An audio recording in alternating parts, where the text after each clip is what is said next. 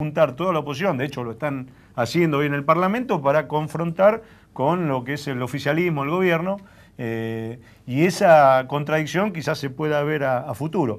Este gobierno, creo yo, se los castiga y se le pega y se lo critica, no por lo que hizo mal, sino para lo que, desde el punto de vista nuestro, hizo bien. Digamos, el conflicto que le genera o que tiene con los medios es por haber instalado una nueva ley de medios que hace mucho tiempo tenía que haber sido discutida y que nadie la había querido ponerla en esa posibilidad de discusión. Lo mismo con el tema de atacar o enfrentar al sector financiero, estatizando los recursos que provenían de la jubilación y las pensiones. Y obviamente eso le genera enemigos, junta enemigos. Lo que tiene este gobierno es la capacidad de confrontar con los poderosos. Creo que quizás lo más reivindicativo, lo más plausible, o por lo menos la actitud más digna que yo veo del gobierno, más allá que también a veces lo haga a los ponchazos, cordoneando, pero de última los conflictos que tiene por quienes está poniendo en la vereda de enfrente permanentemente. Y a lo sumo va a servir este proceso político para tener más claro quién está de un lado y del otro y dónde hay que pararse. Nosotros desde el espacio nuestro, de Nuevo Encuentro, lo que solemos decir y lo que dijimos cuando se discutió en el Congreso la conformación de comisiones, era que no éramos ni del grupo A ni del grupo B, en la cual en esa discusión se habían tratado de dividir. Pero lo que estábamos claros que no éramos ninguno de los dos grupos. Ahora, donde sabíamos que nunca íbamos a jugar era con el grupo A. No podemos tener dudas de si conviene o si sirve al proyecto que seamos todo un mismo espacio. Lo que tenemos claro es que en qué vereda tenemos que estar, digamos. No es, y no en la neutralidad. O sea, tener independencia, tener autonomía, no quiere decir ser neutral, quiere decir también estar parado en la misma vereda que puede estar parado los diputados del Frente por la Victoria o que puede estar parado el gobierno, pero con autonomía, con independencia y acompañando un proyecto político o un proceso político que es muy rico. Recién uno de ustedes hablaba, o Dante, de la situación particular que yo creo que también termina ayudando e influyendo mucho, que es lo que sucede en Latinoamérica. Y si uno mira, viste, que en Uruguay el presidente Mujica, un guerrillero tupamaro que tuvo 10 años, 15 años confiscado en un régimen de prisión muy duro, hoy es el presidente. Brasil con un obrero sindicalista casi analfabeto que también es presidente. Bolivia con un indio sindicalista, defensor de los coca-coleros, que termina siendo coquero, no coca-colero. Se andaba repartiendo botella de Coca-Cola. Claro.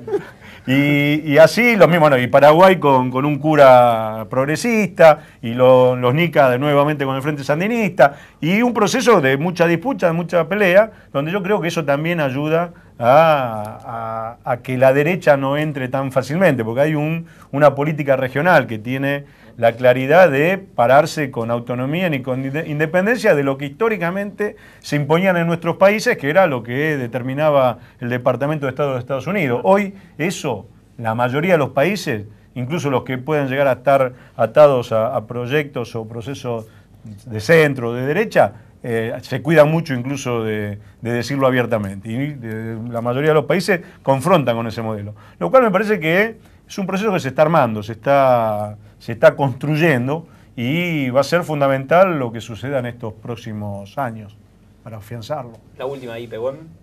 Algo que dijo Raimundi que me pareció interesante, habló del recrudecimiento de la cuestión discursiva, ¿no? de esto de quiénes son los buenos, quiénes son los malos, y citar una situación que muchas veces no se habla con Unidad Popular y sobre ese año, que es el año 2001, en el cual parecía que la sociedad estaba recrudecidos, las contradicciones económicas y sociales, y había condiciones para la Unidad Popular.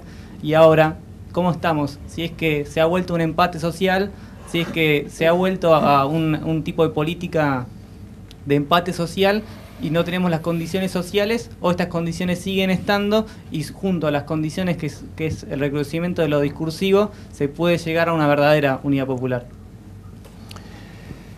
Y yo creo que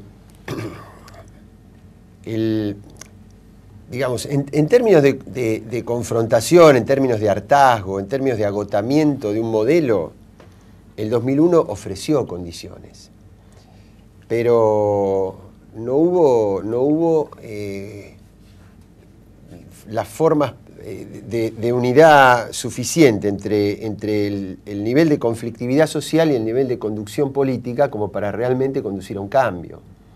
Entonces, en lugar de cambiarse el sistema financiero, se reconstituyó. Y en lugar de cambiarse el sistema político, se reconstituyó. Ahora, ahí viene el gobierno actual. Cuando digo el gobierno actual, me digo el ciclo actual, que empieza en el año 2003, donde la verdad que ahí hay un mérito muy importante que nosotros, por lo menos yo particularmente, desde fuera de la estructura del gobierno lo he reconocido siempre, que es esa impronta, ese semblante que le impone Kirchner de decir, acá está la política de nuevo. Acá está la política, cosa que en el 2001 no pasó. No había condiciones también, bueno, el que se vayan todos también degradaba cualquier alternativa de discurso político y catapultó figuras que después no tuvieron capacidad de construcción política. Yo me acuerdo que acá en Capital Federal, el político en un determinado momento que más imagen tenía era Zamora. Pero Zamora no tuvo capacidad de conducción política de ese proceso. Entonces se desbarató. Y ahí es donde juega, que es distinto cuando viene un líder que representa al peronismo. O a una de las fuerzas mayoritarias, pero básicamente al peronismo. Y ahí me parece que ahí hay un mérito muy, muy fuerte. Es decir, acá volvió la política. Y la política interpela al poder. A veces yo estuve de acuerdo, a veces no, pero lo que hay que reconocer como impronta, como el direccionamiento general es eso. Ahora, a mí lo que me resulta muy difícil es clasificar de alguna manera el concepto de identidad nacional. Pero voy a decir por qué.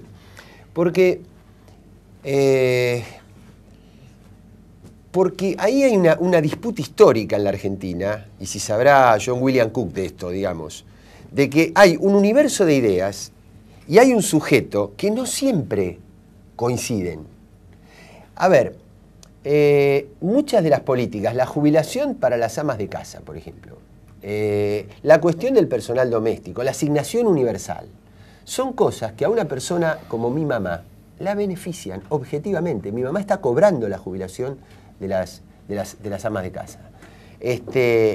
Y ahora vos sabés que la escucho hablar y me dice, ay, ¿viste la presidenta cómo va a decir servicio doméstico, que las domestican? Le digo, mamá, ¿qué tiene que ver eso? Le digo, ¿estás de acuerdo con los derechos o no estás de acuerdo con...? Ay, sí, tenés razón. Pero mirá las colas que les hacen hacer a esa gente pobre en el ANSES. Pero yo digo, ¿pero estás de acuerdo con que reciban lo que tienen que recibir o no está? ¿Entendés? Entonces, hay un universo de ideas de un lado. Ahora, mi mamá que está fuera de la identidad nacional, que fuera del campo popular, que es de la oligarquía, ¿qué es?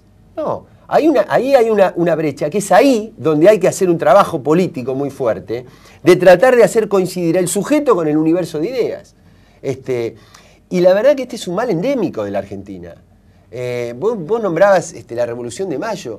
El conflicto entre Saavedra y Moreno. Saavedra era un conservador. Saavedra lo único que necesitaba era que los intereses concentrados del puerto, que eran de los españoles, empezaran a jugar para él. Pero no las ideas renovadoras que sí expresaba Moreno. ¿Pero sabés por qué le ganas Saavedra la confrontación a Moreno? Porque tenía la chusma. Porque el pueblo estaba con él.